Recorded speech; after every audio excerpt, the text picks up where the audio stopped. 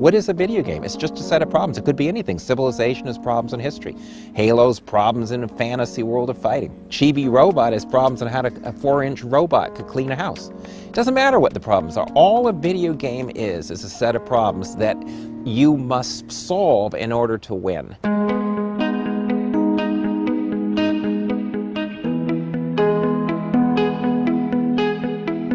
You want to know what I do? Well, oddly enough, I'm by training a linguist, and I still work in linguistics on a field called discourse analysis, which studies how people mean things and make meaning. And I only got into games and learning about 6 or 7 years ago when I was helping my 6-year-old play Pajama Sam. And then wondered what a more adult video game would be like, and went and got one, you know, arbitrarily because I didn't know what to get, and was really just blown away how hard it was.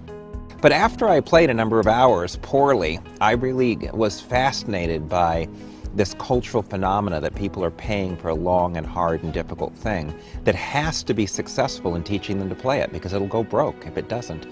And when I finally caught on to, you know, the theory of learning behind video games, which I think is quite different than how we learned in school, it became, to me, a life-enhancing experience.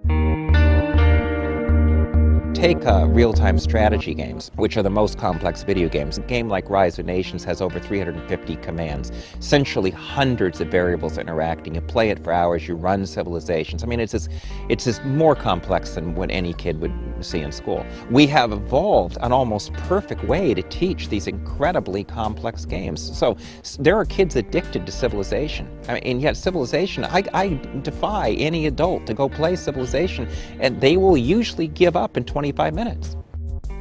So let's talk about assessment, because assessment and testing is what drives our current school system. If you're not happy with how schools teach today, they teach that way because of the tests we have.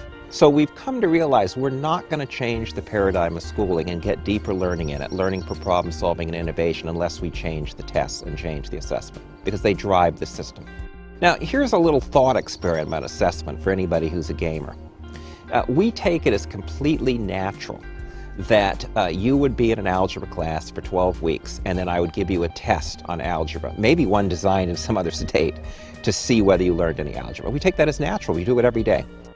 So let's say a kid plays Halo on hard, and he plays 30, 40 hours, and he finishes Halo. Would you be tempted to give him a Halo test? No, not at all. You'd say the game already tested him.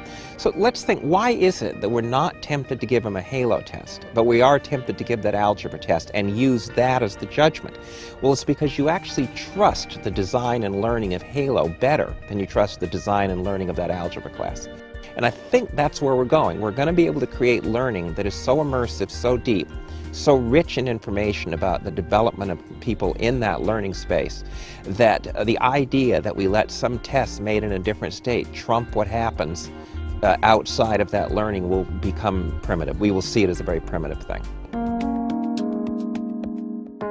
What I'm pushing is really not digital media, first and foremost. It's what I call situated and embodied learning. And what I mean by that is being able to solve problems with what you know, not just know a bunch of inert facts, but be able to use facts and information as tools for problem solving in specific contexts, being able to do stuff.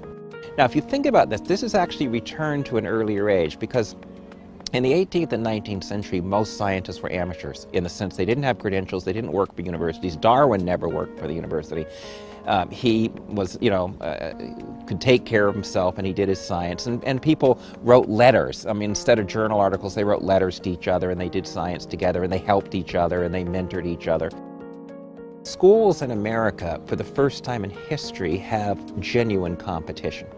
And that's because companies, large and small, are selling 24/7 learning customized to you and your learning style outside of school. And you can learn didactically or in performance-based, any way you want. It's customized to you. Some people are doing it for profit. So we have a curriculum and a school system out of school now, and it's in community centers, it's in libraries, it's in privileged homes. And it's based in this digital learning and also in the situated, contextualized, problem-solving learning where you can do and articulate your knowledge.